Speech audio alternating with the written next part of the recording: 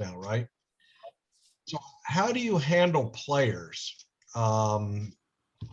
that let's say, for instance, if you're having batting practice and a kid has a batting coach, how do you handle those situations, those players, right? Because you don't want to feed a lot of static if maybe what you're talking about isn't in line with what they're hearing from their batting coach and vice versa. How do you balance that to avoid feeding a lot of static to the kids? Steve? Yeah, so first of all, you kind of have to know what each kid is trying to do. So kid A is doing this, kid B is doing this, and it's on you to kind of know what each kid's what their coach is teaching, right? And then the mindset is not to change that, but to make them better within that. So you don't want to change because you're right and that paid coach is wrong. That'll get you nowhere. So you're trying to say, hey, tell me about what you want. Tell me about what he's trying to do. Let the kid articulate, right? And you might have to take some notes on the kids. And then when you try to make a change them within that framework. Don't take them out of their framework, because I got news for you. You could be 100% right. If they don't do well, it's your fault. Yeah. So do not take them out of their framework, but try to make them better within their framework. And it sounds to me like the other thing is you have to realize in today's world, you're not their hitting coach. Yeah. And that's okay. That's okay. Now, if the hitting coach is giving them a bunch of baloney, I do think it's okay with you to sit down with mom and dad, not the kid, and say, hey, I have some concerns about this. And then let them decide if they're going to pull or talk to the hitting coach. Maybe they're misrepresenting what the hitting coach is trying to do. I've seen that before. But Sure. For the most part, you have to work within the cards that are being dealt to you. Yeah. Yeah. That's good. That's good information. Thank you. And Scott, one of the things that based on our conversation on the phone the other night, one of the things that I wanted to share tonight with everybody, even though I'm recording this, I'll be sending this out via email, is to Steve's last point about kind of with mom and dad or parents or whatnot. We have that hitting instructor checklist. So a good way for a coach to show good faith and good effort is, take this hitting instructor checklist and forward that to them and say, hey, I believe in hitting instructors. I want to support you guys in this. Here's a checklist that I've vetted. Comes from a reputable source, yada, yada, yada. Here, take this, use it. And so now you look like an ally, you look like an advocate. And you're helping to foster that growth in relationship, rather than, like Steve was saying early on, kind of antagonistic, or it's infringing on this turf or what have you. So I think you have that, but I'll be sending that out via email to everyone tonight, and just that PDF of our hitting instructor checklist, which is in the member dashboard. So hopefully that can give you some street cred, so to speak. Yeah, I do have that. I love that. That's a great approach, Tom. I like that. Yeah, and having sat, and this has been a while now, but having sat and listened to Steve talk to players as his assistant coach, I think he's dead on. As long as you can maintain some common ground with that player and with that family, because in their minds, they're investing a lot of money and a lot of time in those coaches and those instructors. It's easier to work with them and help educate and advocate and point them into better directions. I think it's a win-win for everybody. Absolutely. I agree. Phil, welcome. Hopefully that email I just sent you and you're able to click on and find that okay. So welcome. Glad you're here with us tonight. Good to be here. Yeah. So, Scott, Gary, and Phil, if you guys have any questions, I just kind of wanted to share a couple things here, but Scott started us off with some hitting instruction and how to deal as a coach, how to deal with players having hitting instructors and how to work together. But Gary, Phil, do you guys have any questions you want to start off with? Otherwise, I'll just pivot right to some of the resources I wanted to share with you guys for the Christmas season. I'm good, thanks, Tom. I don't have any specific questions right now. Yeah, I don't have anything right at the moment. I'm just gonna soak this up at the moment. I might have some questions here in a little bit though. Okay.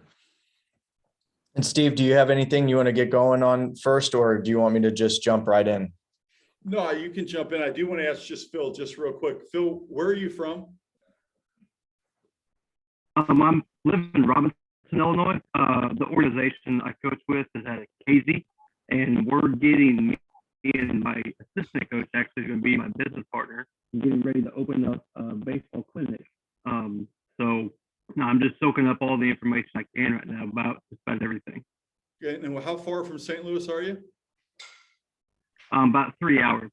Okay, good. Well, welcome aboard. Hopefully we can help a little bit. Great. Yeah, and looks like Benjamin is joining us here now too. Welcome, Ben. We're going to go ahead and get started here. So Scott, who's on the call here, Scott and I were talking about a week and a half ago about some internal personnel and some friends of his and what would be the best approach for Coach Baseball Right and helping out some coaches and administrators. And so I had sent Scott a couple of resources, one being the our kind of hitting basics guide, our hitting instructor checklist, and then an organizational development guide, as well as I think, Scott, and correct me if I'm wrong, kind of our free practice template, kind of with our video drills. This got me thinking about our last leadership meetup of 2021 and kind of in the Christmas spirit, I thought this would be a great way to kind of showcase and highlight these four items with the hopes that you guys could take these, tweak them, use them, and certainly share them with your organization, share them with fellow coaches, share them with your administrators. At any point, please, ask questions. Steve, pipe in, jump in. But I'm going to go ahead and get into this so we can kind of see some of the cool things here. Most of you guys know this by now.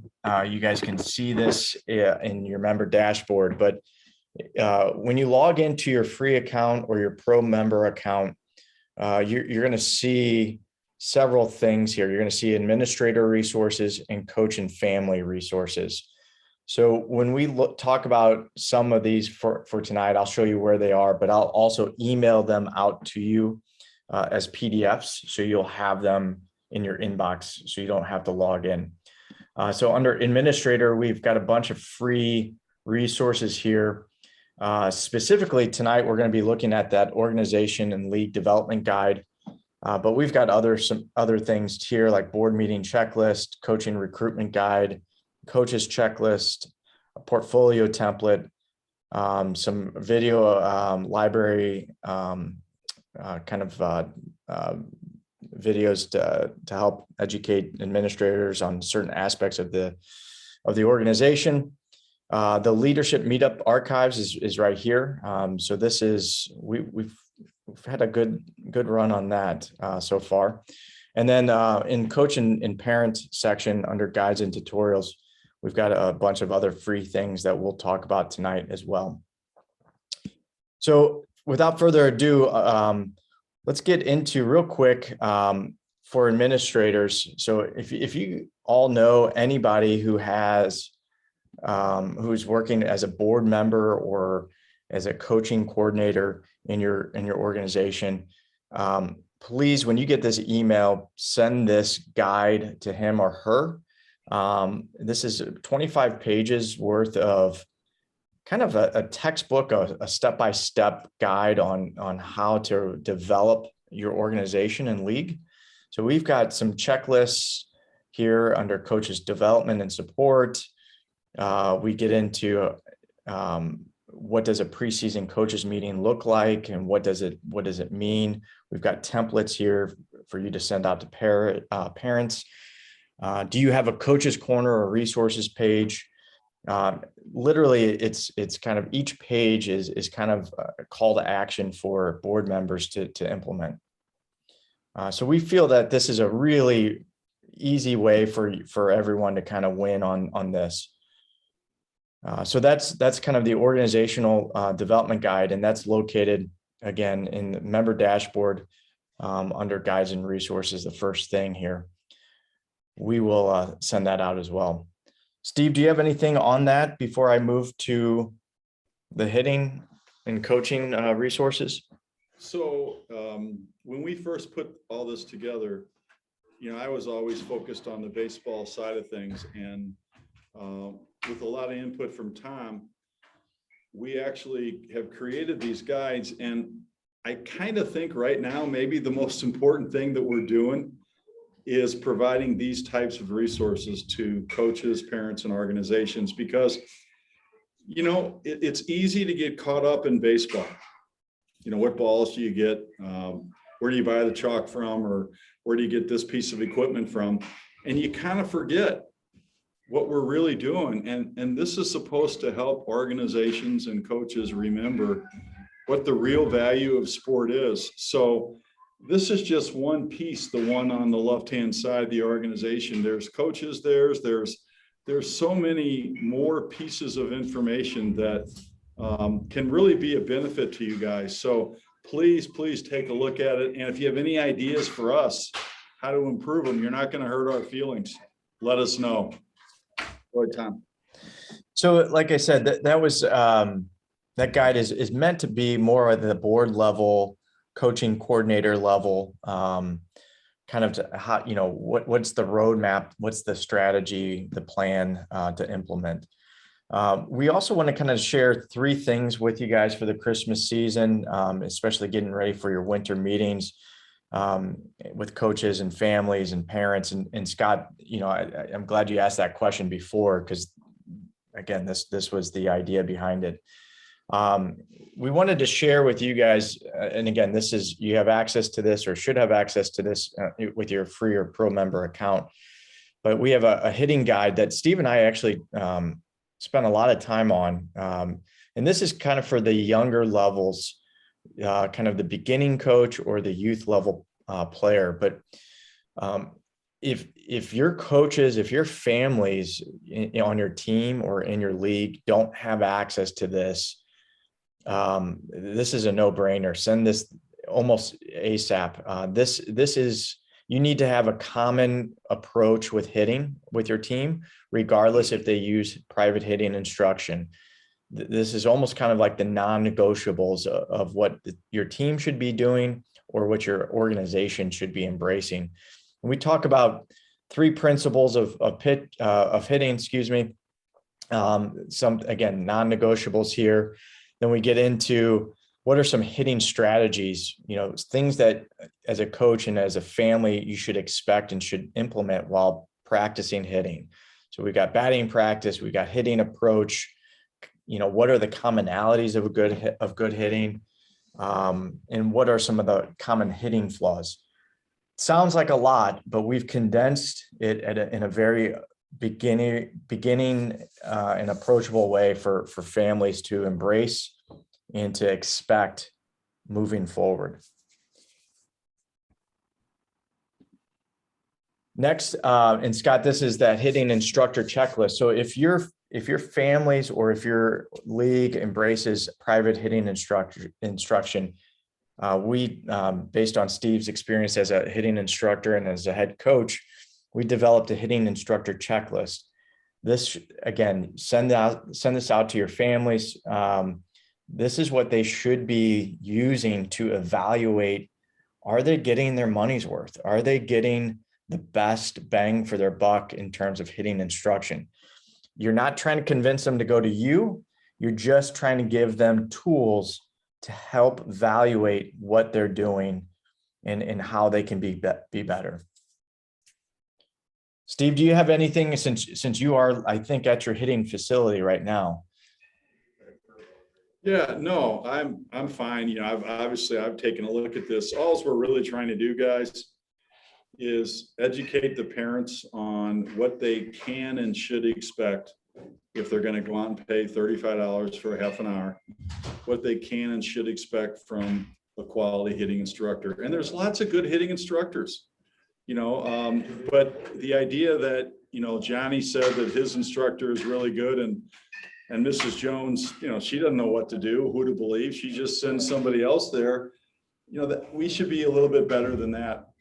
And the other thing, guys, is at the end of the day, as an organization, you're trying to keep people coming back to your organization. Wouldn't it be nice to be known as the organization that provides the resources for your parents to make these kinds of decisions? So we're trying to help you separate yourself from the organization in the next town, down the street, so that kids want to come back to your organization.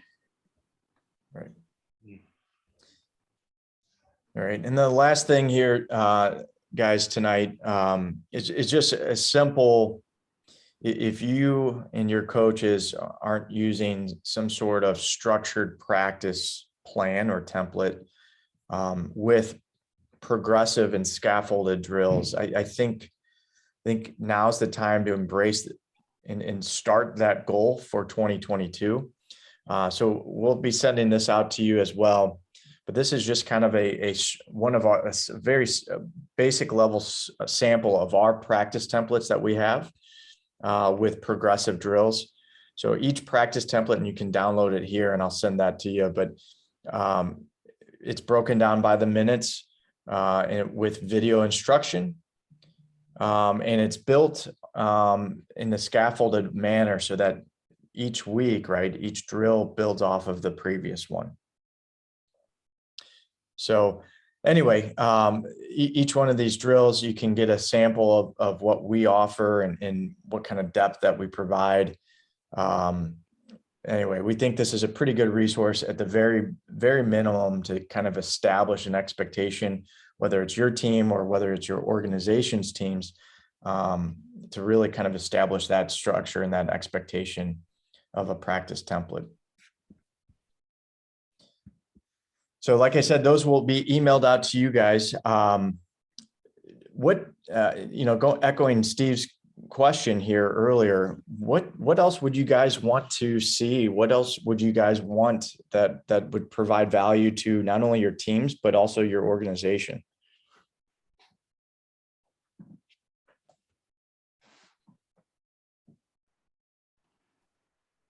I can't think of anything. It's very comprehensive. I've used it for years, and it's an extremely comprehensive resource. I'm struggling to think of something that should be there that isn't there, to be honest with you. I wish more people in this area used it. They just don't. I don't know why. They just don't. I don't think they understand some of the complexities of baseball.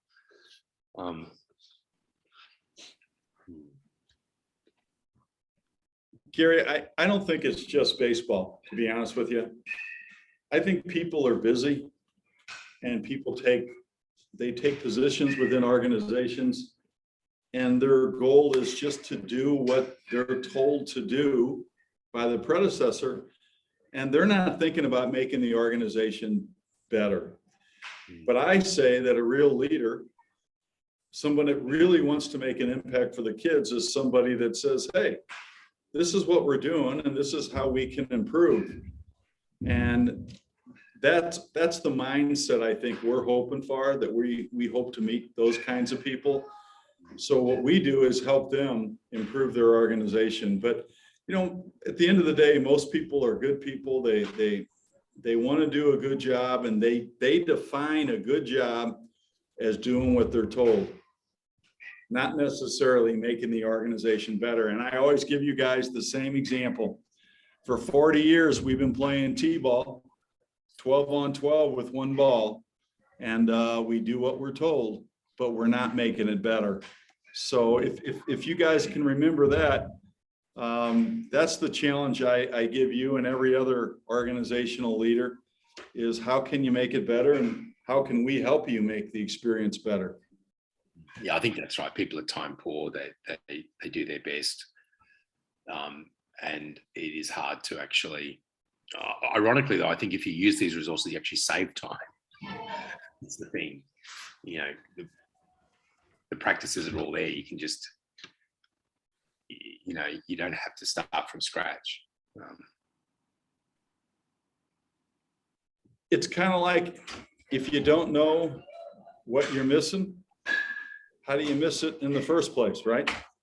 And I kind of think there's no doubt in my mind that 10 years from now, every organization across the world will be expected to provide these kinds of resources for their coaches and parents. It's just right now, it seems like maybe we're a little bit ahead of the curve, and the impetus, the push isn't there. But I really do believe as technology continues to impact our lives, people will come to value having this kind of a resource.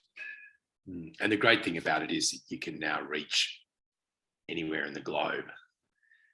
So when I first started playing baseball as a kid, baseball is not a dominant sport in Australia. It's most kids in the summer play cricket rather than baseball here.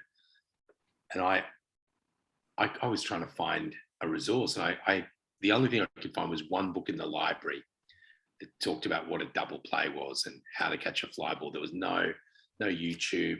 We didn't even have it on TV. Now, it doesn't matter if you're in an area that's not as well equipped with professional coaching or whatever, you can access, you know, the technology is there that every kid can potentially access cutting edge stuff, which I think is such a great thing. And Gary, let me share with Scott and Phil and Ben. You know, hey fellas, Gary and I have been friends for a couple of years now. Gary's in Australia, and I provide hitting instruction to his son, and we do it through technology, through Zoom, and it seems to work pretty well. So it's just using the technology that's there to help people get better.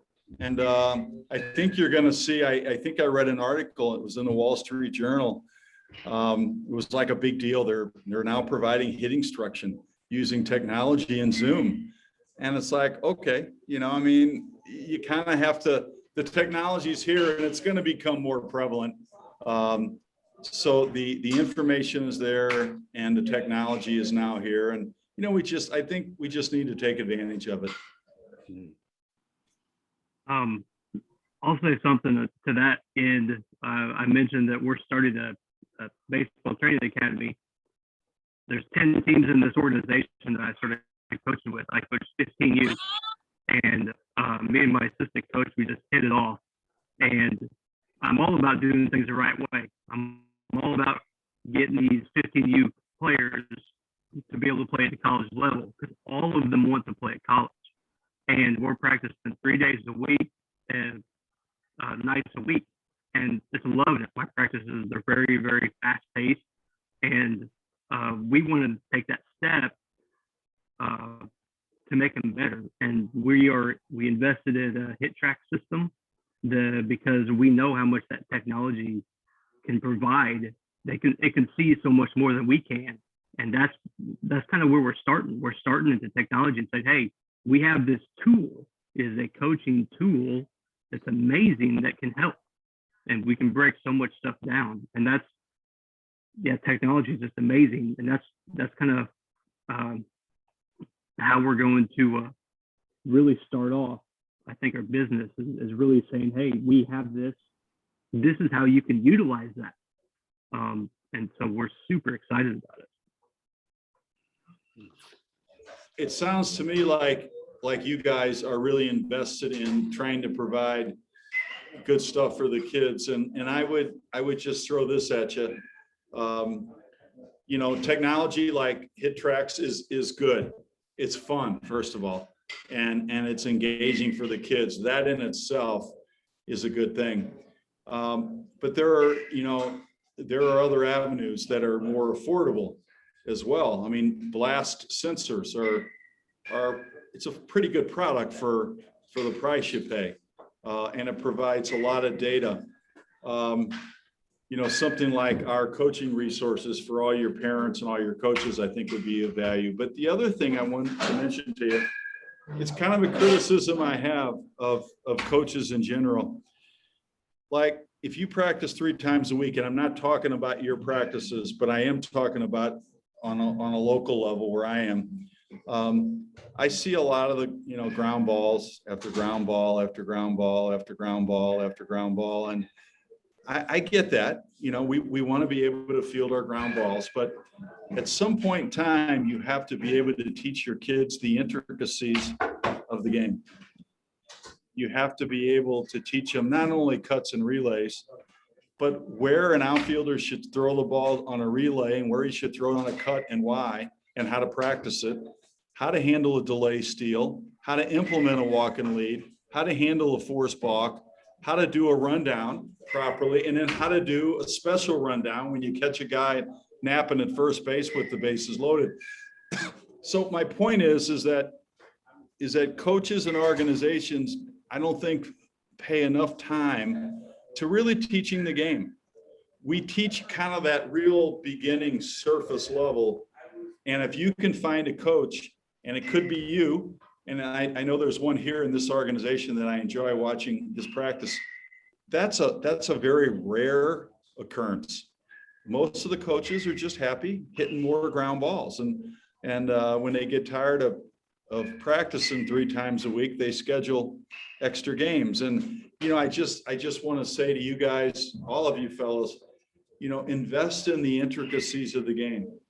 Know how to teach bunt defenses and pickoff plays and rundowns, and how to use base running to be aggressive and set a culture for your team, and, learn the game. I mean, it took me a long time to learn the game, but there's a lot of guys like me that are willing to help people provide really first-class experiences for the kids so they can actually learn how to play the game the right way.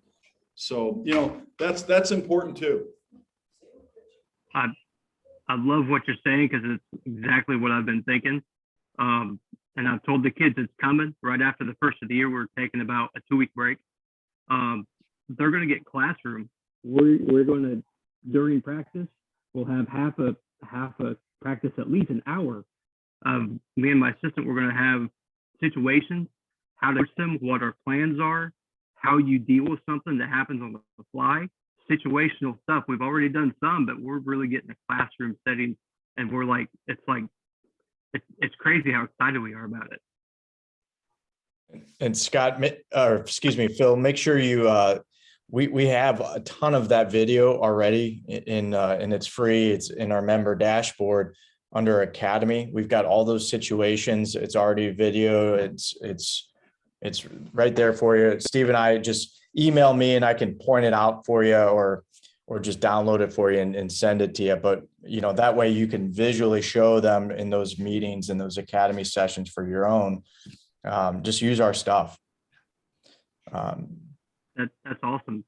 I'll be scouring your website thoroughly for the next couple months, at least, I'm sure. Good. And I just shared with, I think I sent you a second email after the email tonight with my phone number. So if you have any questions or if you need help where to find something, just text me. Okay. Okay. Will do. Scott. Yeah, I just wanted to share an approach that I've found has really worked well, and empowering your coaches, even your parents. But for example, what I've done is I've taken my coaches and given them, Steve, you mentioned cuts and relays. Given one of my coaches said, hey, I want you to go out and research cuts and relays. Learn as much as you can about cuts and relays. Let's get back together, discuss what you learned, and then how we're going to implement this and approach it and teach it to our kids. And then taking another coach say, okay, I want you to work on our first and third defense. Research first and third defense. Learn as much as you can about it. Become an expert on it. Let's get back together and discuss it and have a plan for how we're going to teach it. And that has really worked well. It gives your coaches, if you can even bring parents into doing that, if you got a couple of dads that are willing to say, hey, I don't have necessarily the time to give to be a full-time coach, but I'd love to help out at practices where I can. You empower them and give them a task, assign them a task like this. And man, the buy-in it was beyond what I had envisioned. Good.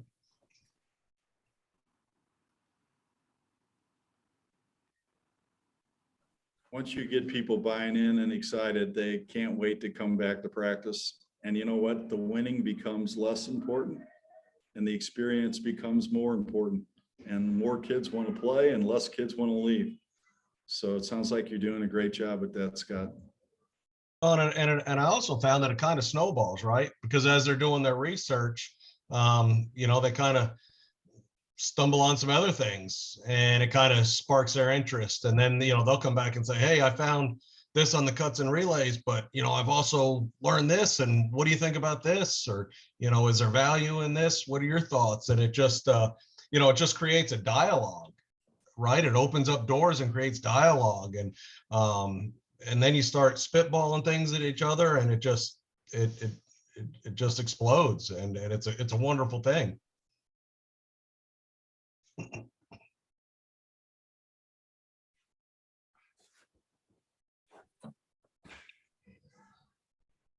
That's the thing, is that building that curiosity for the game. I think that's one of the things I love when you get new parents turn up and they don't know much about baseball, particularly here in Australia, but then something hits them and they then become more curious and they want to find out more, and their kids want to find out more about those deeper levels. So that what you're saying, I think, is a great way of encouraging that. And guys, it also teaches kids thinking skills, right? I mean, being part of a team is great, and being able to help others, lift other people up, but to teach kids how to think on their feet, right, in a competitive situation, holy cow, that's a skill that sometimes in schools we can do better. But on the field, it happens naturally, it fits in. So I just think that's one of the reasons I love sport. It's not really for the sake of baseball, though I love baseball, but using baseball as that vehicle to teach not only life lessons, but thinking skills and social skills. It's awesome.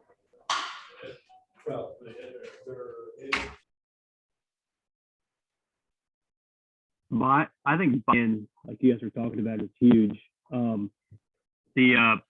The team I had not met any of the players until the end of July, and I knew they were 15U. We had a fall season. Our record did not end up being that great, but we made a huge stride just in those 8 games we played. And I knew some of the parents were iffy about buy-in.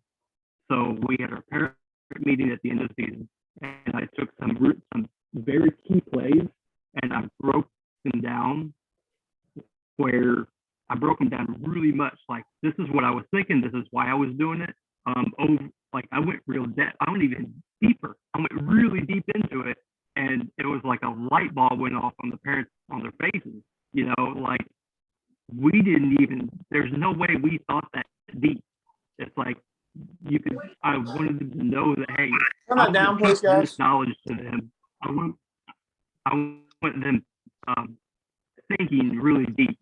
So it was right there. I had everybody's buy-in for the team, and it's just been really, really good experience so far.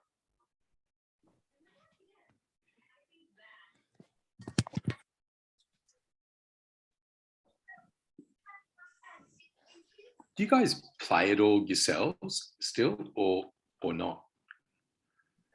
Because one of the things that I find is that getting dads to actually play themselves. We have I still play at my ripe old age, and we have quite a strong sort of amateur competition in this area, and that it's just such good to immerse the dads in the game as well as the kids. And some of these guys are guys who might have played cricket as kids, but then they come and play baseball in their 30s and 40s, and it sort of does help with that curiosity of the game, and it helps them help their kids when they're becoming more engaged themselves. But I don't know, do you guys do that or not in the States? I'm not sure whether you actually play it in an amateur level still when you're old or not. I still do, Gary. Do you? We only That's good. Week though, because I need a week to recover after playing. But yeah, Understand. yeah, I haven't given it up yet. So yeah, I'm with you. Yeah, Gary, there are leagues for, 60 over, 50 over, 40 over, 30 over. There are some in probably in each metropolitan area. Okay. And I think in your case, having the guys who have never played in the youth level but try to play as an adult makes them understand maybe a little bit more about the game and how to deliver the game to the kids and how difficult some of these things might really be. Most of the guys over here, honestly, I would say 95% that are in their 40s and 50s don't play, right? Because they've already done it. My generation actually would go from baseball, and then they would kind of go into softball. Softball, yeah. They would stop playing, and again, most of us don't play anymore.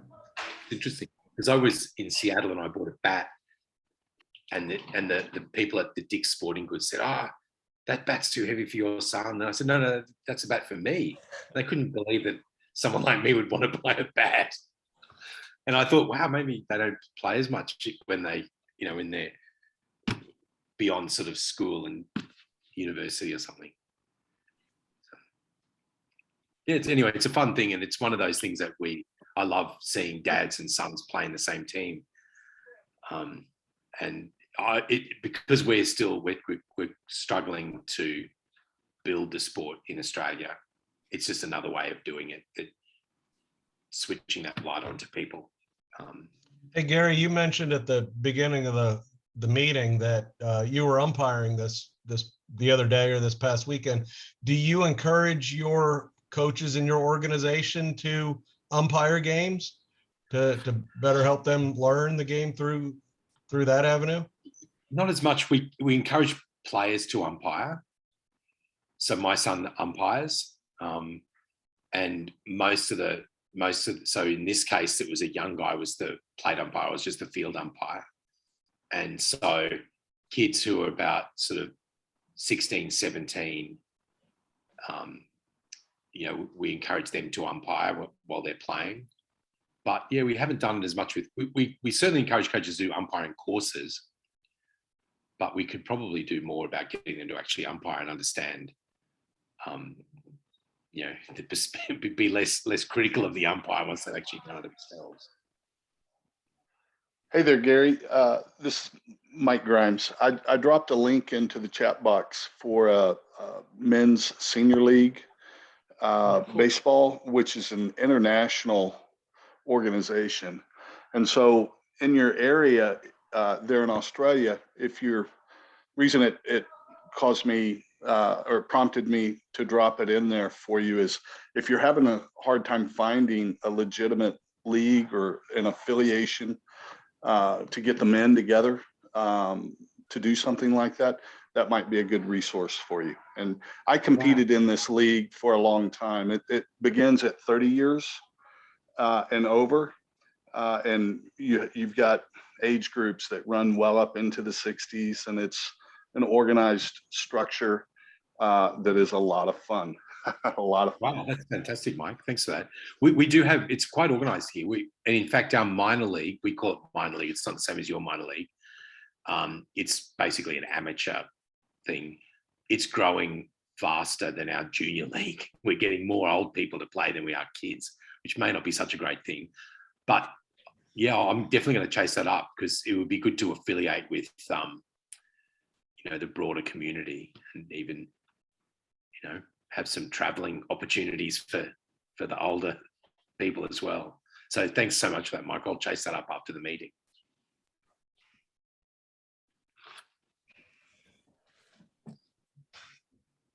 All right, just trying to be aware of everyone's time here. We're well past the kind of the 30-minute allotment, but feel free to stick on or stay around. And otherwise, our next leadership meetup will be in 2022. That'll be that first Tuesday, that I believe the 4th, January 4th. So I'll be emailing you guys the recording as well as the PDF files of things that we've talked about tonight. And feel free, pass those on, email them to your friends, your colleagues that are running the organization, whatever. It's there for all of you guys. So Phil, thanks for your text. I got you. And maybe let's check next week, maybe after the holiday. And we can talk further there. Steve, do you have anything to close out with, or? No, I do. I just want to tell the guys, hey, thanks for joining us. And I hope you and your families, hope you guys all have a really Merry Christmas, and looking forward to seeing you in 2022. Yeah, no doubt. Thanks very much, everyone. Have a great Christmas. And thanks all for all of your help this year, and as well, Steve. It's just been fantastic. So see you guys next year. All right. See you guys. Take care. Hey there, guys. Merry Christmas to all, and God bless you guys. And Tom and Steve, especially you guys. I can't tell you all enough how much I appreciate all that you do to just, try to not only promote the game, but promote what's in the best interest for the kids. So just lifting you guys up and praising you a little bit. It's not easy. And so your continued efforts are noticed, and they're appreciated. Thanks, Mike. All right, guys, take care. Happy holidays. Bye-bye. See you later. Thanks, Steve. Merry Christmas. Merry Christmas.